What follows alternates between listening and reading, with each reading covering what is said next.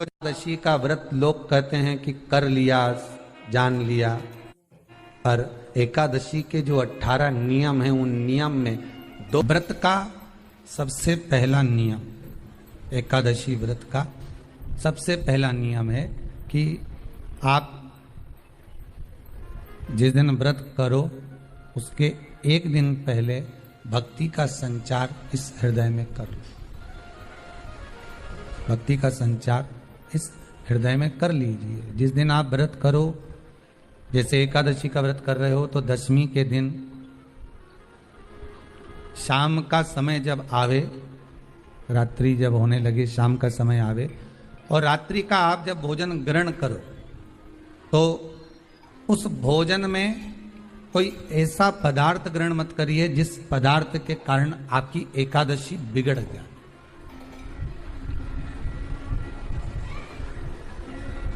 कोई बेकार भोजन हमें ग्रहण नहीं करना, श्रेष्ठ भोजन ग्रहण करिए दशमी। और एकादशी का दूसरा नियम बहुत ध्यान से सुनिएगा। जिस दिन आपकी एकादशी का व्रत हो उस दिन प्रयास करिएगा कि अपने हाथ से किसी भी वृक्ष की कोई पत्ती टूटे ना। अपने हाथ से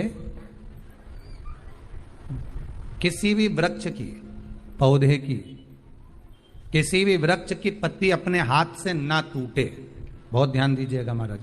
एकादशी का ये दूसरा नियम है कि अपने हाथ से किसी पौधे की, किसी वृक्ष की, किसी डाली की कोई पत्ती टूटे ना। कितना सुंदर व्याख्यान कहा है, कितना सुंदर वर्णन है महाराज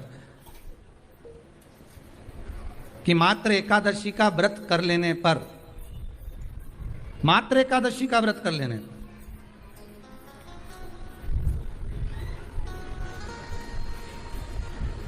जो पूर्व में किया गया हमारा पाप कर्म है, हमने किसी जीव की हत्या करी है, हमने किसी को कष्ट प्रदान करा है, हमने किसी को अपशब्द कहा है, हमने किसी को ताने दिए, हमने किसी को आड़ा टेढ़ा कहा है, हमने किसी को गालियां दे दी है, मात्र एकादशी का व्रत ही कर लेने पर ये सारे जो दोष हैं वो समाप्त हो जाते हैं।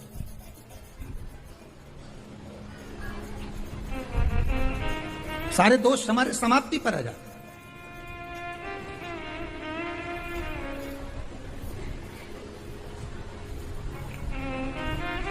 अब एक विचार करिएगा थोड़ा सा अपने मन में, अपने चित्त में, अपनी वृत्ति में एक बात उतारिएगा।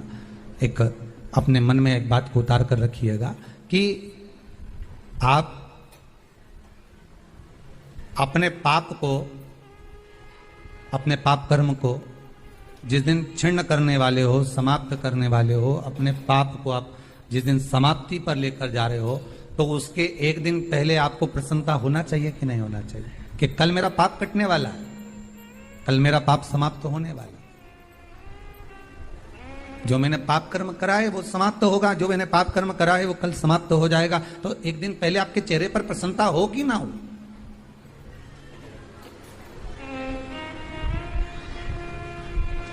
और चेहरे पर वो प्रसन्नता आपके आना चाहिए कि कल मेरा एकादशी का व्रत है, आज दशमी है, कल एकादशी का व्रत है, तो कल मेरी जब एकादशी का व्रत रहेगा तो मेरा ना जाने कितना कितना पाप, कितना असत्य, कितना झूठ, कितना प्रपंच वो समाप्त हो जाएगा। इसमें मुझे प्रसन्नता हो, इसमें मुझे आनंदता हो।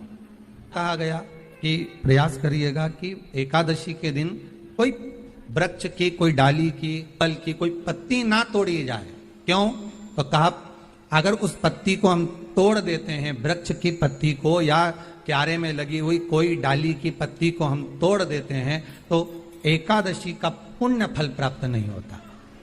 एकादशी का कोई फल हमारे खाते में नहीं जाता, पुण्य फल प्राप्त। एकादशी का व्रत लोग कहते हैं कि कर लिया, जान लिया, पर एकादशी के जो 18 नियम हैं उन नियम में 2 नियम कल बताए थे। तीसरा नियम है कि शिव की आराधना हो, कृष्ण की आराधना हो, भगवत स्मरण हो। दशमी, 11 और द्वादशी, दशमी, एकादशी और द्वादशी। एकादशी का व्रत, दशमी की रात्रि को जो आप भोजन करें वो सात्विक करें, एकादशी के दिन भोजन ना करें। अन्न का भाग ग्रहण ना करें, अन्न का भाग ग्रहण ना करें।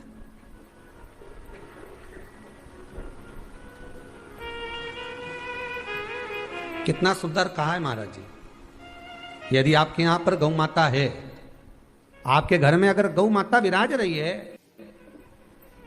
आपके घर में अगर गौ माता है, गाय की अगर आप सेवा कर रहे हैं, अच्छा गाय की सेवा भी बहुत बहुत कम लोग करते हैं। कई घरों में कुत्ता तो मिल जाए पर गौ माता नहीं मिले हो, और कुत्ता घुमाए नहीं जब आधी आधी ऐसी ऐसी चड्डा पहन पहन के, तो ऐसी शान दिखाए कि हमारे बराबर कोई वीआईपी नहीं, कुत्ता घुमा रहे हैं, और वीआईपी इतना कि हमारे बराबर कोई नहीं। और कहीं का गाय के बछड़े को घुमाए तो लोग के गंवा रहे। कितना सुंदर लिखा है धेनु मानस में, गीता प्रेस गोरखपुर की गौ अंक को निकालकर पढ़िए कल्याण का, उसमें लिखा है ब्रह्म मुहूर्त में सुबह के समय पर गाय की पूंछ को पकड़कर या गाय की रस्सी को पकड़कर जो 2 कदम भी चल लेता है, उसके लिए भगवान विष्णु बैकुंठ का मार्ग और कुबेर का मार्ग प्रशस्त कर कर खोल देता। जरा पढ़िए धेनु मानस को पढ़िए, गौ अंक पढ़िए, गीता प्रेस गोरखपुर का कल्याण का अंक निकाल कर पढ़िए कि गाय का मात्र रस्सी पकड़कर 2 कदम चलने वाले के लिए मार्ग प्रशस्त हो जाता है। पर वो कुत्ता घुमाए तो वीआईपी, और तुम गाय घुमाओ तो ये तो गवार है, इनमें तो अक्कल नहीं। बता कई घुमाए।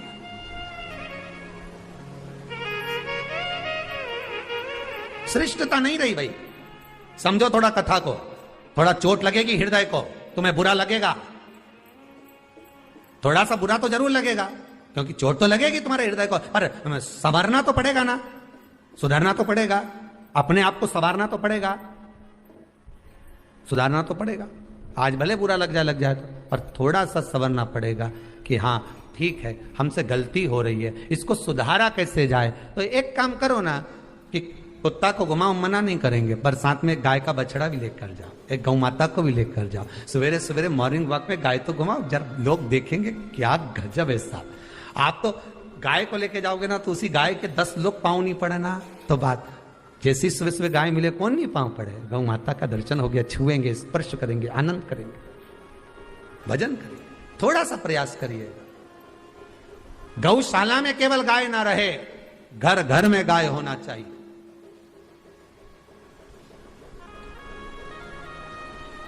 यहां पर तीसरे नंबर का जो, चौथे नंबर का जो उपाय बताया है, उपवास करने का जो नियम बताया, उसमें वर्णन किया एकादशी के दिन अगर आपका व्रत है तो आप भूलवश भी डब्बे में रखी हुई रोटी गाय को ना देते हुए कुछ थोड़ा सा फलहार, कोई केला, कोई सेब, जो आप खाते हो, अंगूर, पपीता, जो आप ग्रहण कर रहे हो, उसका थोड़ा सा भाग आप गाय को प्रदान करो, थोड़ा सा भाग आप गौ माता को प्रदान करो, थोड़ा सा। महाराज एकादशी का व्रत का महत्तम कराए, थोड़ा सा फल दो, एक केला दो, एक सेब दो, पपीता दो, तुम जो फलहार कर रहे हो, चाहे तुम मोरधान पा रहे हो, चाहे तुम जो सामग्री पा रहे हो, पर वो थोड़ा सा दो, और गौ माता को उस दिन फलहार दो, अगर एकादशी का आपका व्रत है तो। पर दोष है आपने एकादशी का व्रत तो करा, पर सामने गाय आई ना तो आपने फलाहार नहीं दिया, रोटी ही दी है, रोटी ही दी है, डब्बे में से निकाल के ले गई, गाय आई है रोटी देना, देव मना नहीं। बाकी के दिन आप आपके बेटे से कह दो रोटी दिया बेटा जा, पर आप अपने हाथों से, आपका व्रत है तो आप फलाहार आप कर रहे हो, तो फलाहार का ही दान गौ माता को दीजिए।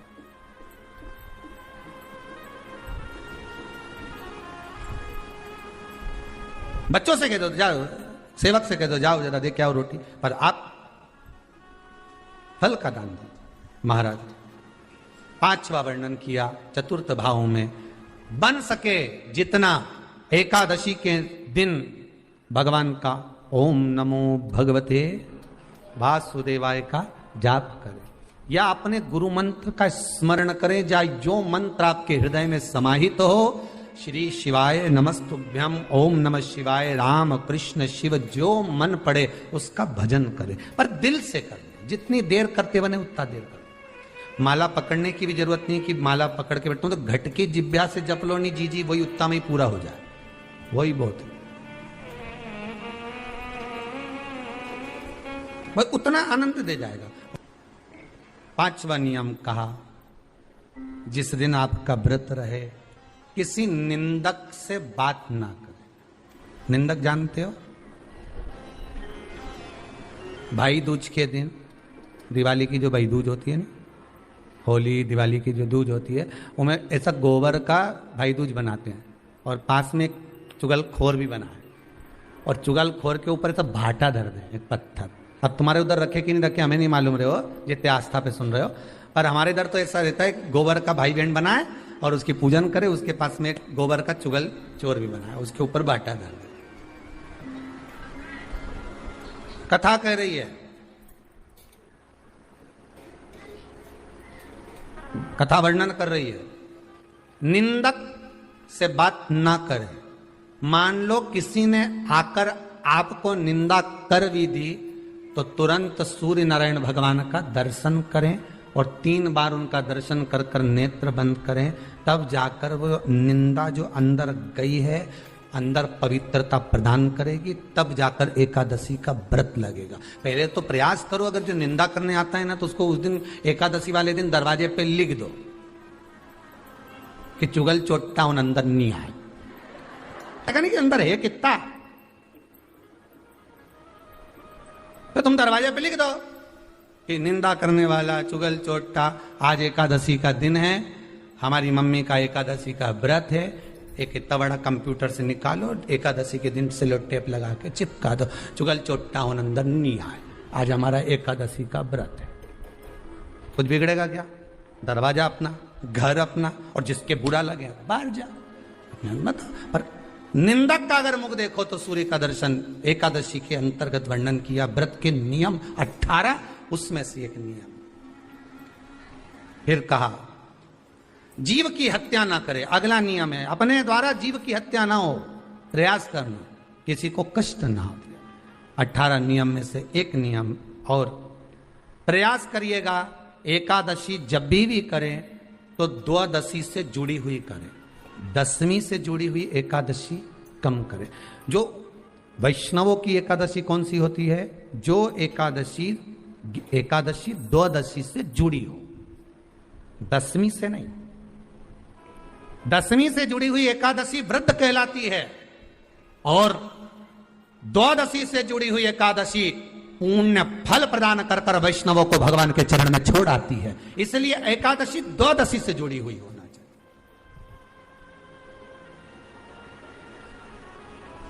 अब कई लोग क्या करते हैं, जो 10वीं से जुड़ी हुई एकादशी रहती है ना, उसको करते, पर वैष्णवों की जो एकादशी मान्य है, वैष्णव धर्म की जो एकादशी होती है वो द्वादशी से जुड़ी हुई होती है, वो 12 से जुड़ी हुई, द्वादशी से जुड़ी होना चाहिए महाराज। तो वो वैष्णव जो एकादशी होती है, वैष्णवों की एकादशी होती है, वो द्वादशी से जुड़ी हुई पूर्णता का सुख देने वाली होती है। हमें घटने के साथ नहीं चलना, ध्यान दीजिएगा, हमें किसके साथ चलना है? बढ़ने के साथ, क्योंकि हमको आगे बढ़ना है कि पीछे आना है। वैष्णव आगे बढ़ता है, वैष्णव का धर्म है कि अग्रण्य भाव में चले, इसलिए वैष्णवों की जो एकादशी होती है वो आगे की ओर जाती है, अग्रण्य भाव में बढ़ने वाली, द्वादशी की ओर प्रवेश करने वाली, अर्थात हमारे कदम उन्नति की ओर बढ़े, हमारे कदम आगे वैभव की ओर बढ़े, संपदा की ओर बढ़े और भगवान के चरणारविंद की ओर बढ़े, ना कि पीछे की ओर हटे। हम 10वीं के साथ मिली हुई एकादशी ना करें, हम द्वादशी के साथ मिली हुई एकादशी।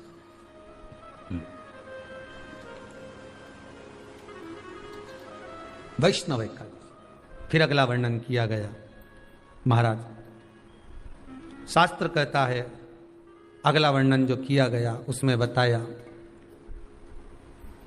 प्रयास करें जिस दिन एकादशी हो उस दिन घर में बुआरी झाड़ू आदि जो लगती है वो दूसरा लगा लें। क्यों? उसका वर्णन है, अगर आप बुआरी लगाएंगे, झाड़ू लगाएंगे, पोछा लगाएंगे तो हो सकता है कोई जीव आपके हाथ के द्वारा मर जाए। अब एक बार ये कथा हमने काशी में कह दी थी, तो एक अम्मा खड़ी हो गई और उन्होंने कहा, महाराज जी हम तो दोनों ही हैं और मेरी रे एकादशी, तो मैं पोछा किससे लगूं? अब मैंने कहा अम्मा तू तो रहने दे, तू ही लगा ले। अब हम कह दें कि अब एक तो बोल रहे कि हम घर में 2 और आप कह रहे हो कि जिसका व्रत रहे वो पोछा ना, तो मत लगाओ, छोड़ दो एक दिन, कोई जरूरी है झाड़ू लगा लिया सब पोछा। तो प्रयास करो कि कोई जीव ना मरे, प्रयास करो किसी जीव की हत्या न हो। फिर 18 नियम में से एक नियम कहा, जब 26 एकादशी पूर्ण हो जाए तब आप उद्यापन एक बार का जरूर करें। किसी के मृत्यु के बाद आपने जो एकादशी दी है, जैसे कोई परदादा गए, दादा गए, कोई बुजुर्ग गया, पंडित जी ने कहा एकादशी का दान दो, आपने दे दी 5 एकादशी, 4 एकादशी, 3 एकादशी, 2 एकादशी, आपने जो एकादशी दी है, मना नहीं, दो और देना चाहिए। दान धर्म पुण्य तो करते रहना चाहिए, जब मन मिले तब कर दो, मौका मिले तब करो। तो एकादशी जो आपने दी है, और आपने किसी जीव को एकादशी दी है जो चला गया है, उस जीव को जब एकादशी दे देते हो, उसकी 11 एकादशी, 5 एकादशी, 3 एकादशी जितनी आपने दी है उतनी पूरी हो जाती है। उसके बाद में एकादशी का एक व्रत नहीं रखना चाहिए, उसके बाद फिर अगला एकादशी का व्रत धारण करना चाहिए। वापिस फिर पुनः। तो क्या करोगे उस दिन? जिस दिन आपने एकादशी जीव को दे दी, 5 एकादशी दी, तो छठी एकादशी पे क्या करोगे उसको? ये नहीं कि आपको अन्न खाना है, आपको व्रत नहीं रखना, पर आपको अन्न का सेवन नहीं करना। उस दिन दूध की सामग्री, कोई फ्रूट्स, कोई फल आपको उस दिन ग्रहण कर लेना, पर आपको ये नहीं करना है कि हमने तो एकादशी करी ही नहीं है आज, तो हम अन्न खा लेंगे। नहीं, कथा में वर्णन आया था, कल कथा में कहा था, मुर को जब मारने का समय आया, पाप सामने आ गया, भगवान ने उस पाप को किसमें ले जाकर छोड़ा? पाप पुरुष को अन्न के भीतर। पाप पुरुष कहां गया? अन्न के भीतर। एकादशी के दिन एक दिन पाप पुरुष अन्न के भीतर रहता। एकादशी का अगला वर्णन ध्यान से सुनिएगा। मान लो आपने एकादशी का उद्यापन में बाद में करूं नहीं करूं, श्वास का कोई भरोसा है? बोलो तो, है क्या कोई भरोसा? नहीं।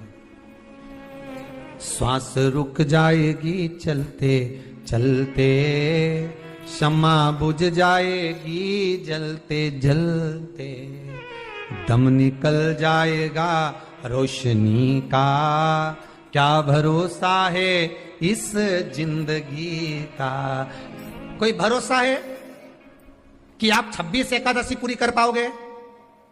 नहीं, किसी ने देखा हो तो बात दूसरी। एक बार वो युधिष्ठिर के सामने कोई मांगने के लिए, एक दरवाजे पर कोई दान मांगने के लिए आ गया युधिष्ठिर के पास, और युधिष्ठिर ने कह दिया, महाराज युधिष्ठिर बोले कल आकर ले जाना, कल आओ ले जाओ। भीम ने एक ढोल उठाया और बजाना प्रारंभ करा, और साहब बजाया कि सारे लोग इकट्ठे हो गए। सबने पूछा हुआ क्या भीम, कौन सी खुशी की बात है, बात क्या है? तो भीम बोले मेरे भैया ने काल को जीत लिया। काल को जीत लिया मतलब मेरे भैया बोले कि कल आ जाना, हम तुमको दान दे देंगे। मतलब मेरे भैया जानते हैं कि कल तक मरेंगे नहीं, प्राण नहीं छूटेगा, मतलब इन्हें काल को जीता। ये समझ वाली बात है। आप हो, हम हो, कोई भी संसार का मनुष्य काल को नहीं जीता। जन्म मरण परण 3 भगवान के हाथ में है। जन्म मरण परण 3 शिव के हाथ है, मेरे भगवान के हाथ में। 3 भगवान के पास में है, 3 वो भगवान के पास है। कोई कितना ही करे,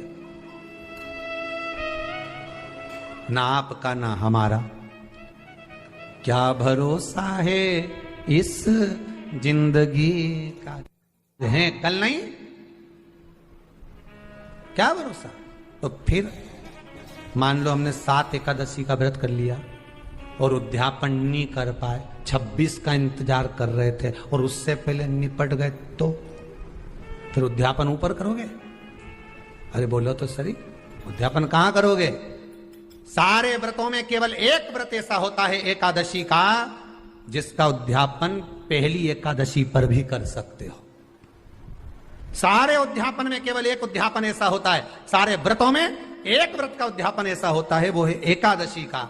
ये जरूरी नहीं कि 26 पूरी होगी तभी तुम करोगे, या तो पहली में ही कर लो या फिर 26 पूरी हो तब कर। पर उद्यापन अगर तुमको ऐसा लगे कि हाँ मैं अभी तो जीऊंगी हो, अभी तुम्हारा बाल भी धोला नहीं हुआ, तुमको ऐसा लगे तो अभी तो मैं तो बढ़िया,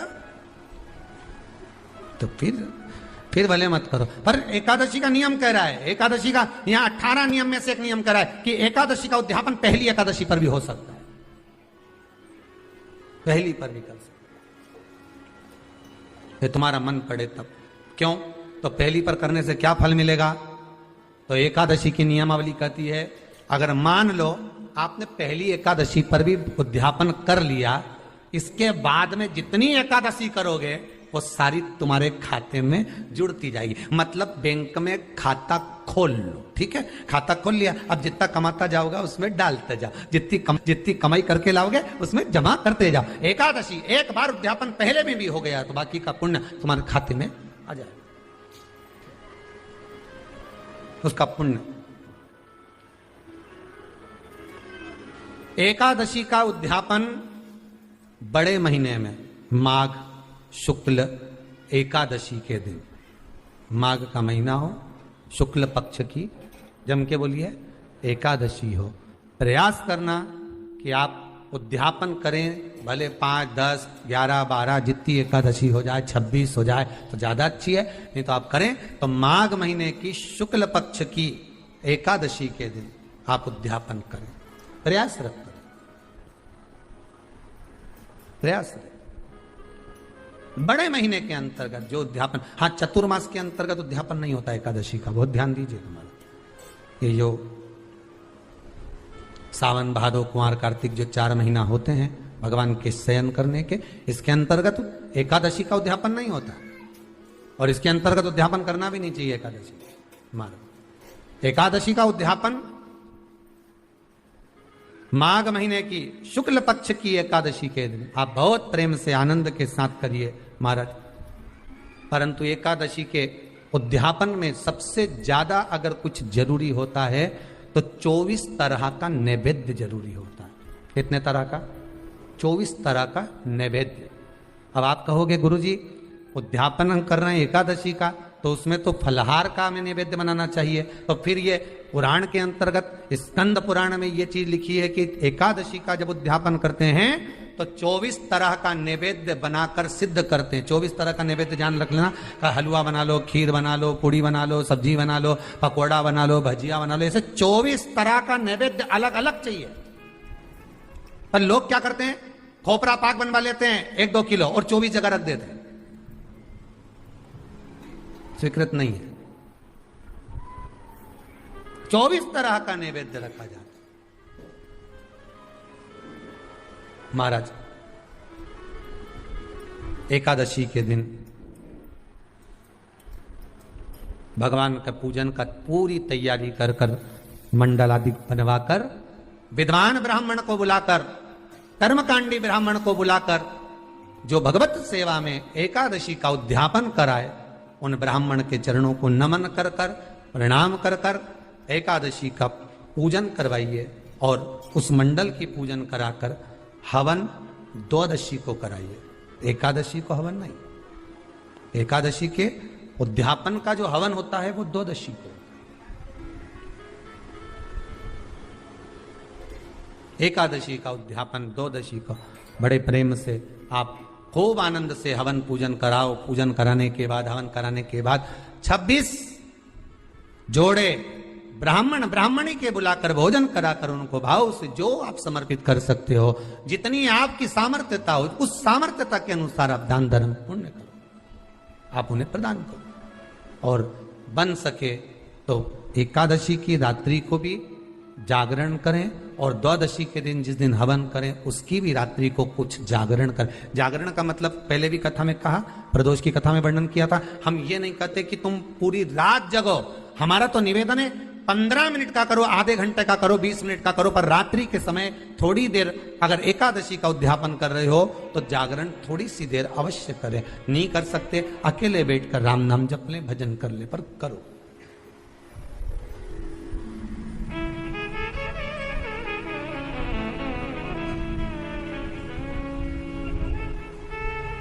भगवान का भजन करो, किसी भी रूप में करो। 26 ब्राह्मणी को जोड़े से भोजन कराकर कुछ भेंट देकर विदा करें। ऐसे एकादशी के उद्यापन का वर्णन किया गया। एकादशी का उद्यापन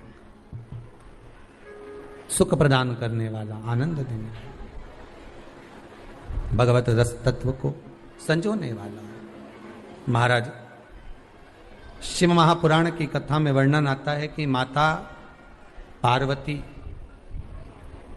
जितने व्रतों को धारण करती हैं, माता जितने व्रतों को भगवान शिव के लिए जितने व्रत करती हैं माँ, सारे व्रत भगवान शंकर स्वीकार करते हैं। एक बात हमारे जीवन में आप उतार कर रखी है कि आप सोमवार का व्रत कर रहे हैं या मंगलवार का व्रत कर रहे हैं, बुधवार, गुरुवार, शुक्रवार, शनिवार, प्रदोष, एकादशी, जो भी व्रत धारण कर रहे हैं, जो भी व्रत आप अपने जीवन में उतार रहे हैं, कर रहे हैं, प्रयास करना कोई व्रत, कोई पूजन, कोई पाठ, कोई अनुष्ठान आप अपने लिए करो, दूसरों को बर्बाद करने के लिए नहीं। उसका ऐसा हो जाए मैं माता जी को चुनरी चढ़ाऊंगी, नहीं। उसका ऐसा हो जाए, उसका ऐसा हो जाए, नहीं नहीं, आप अपने लिए करो ना। सर्वे भवन्तु सुखिनः। अगर आप व्रत कर भी रहे हो तो किसी के बुरा करने के लिए नहीं। अगर किसी के यहां जाकर आप पूछ भी रहे हो कि महाराज हमारे कहीं चले गए और कहा कि हम दुखी हैं, और कोई कह दे कि तुम तुम्हारे पड़ोसी से दुखी हो या तुम्हारे उनसे, तो उनके लिए हमें कुछ बुरा नहीं करना, आप अपना अच्छा करवाते।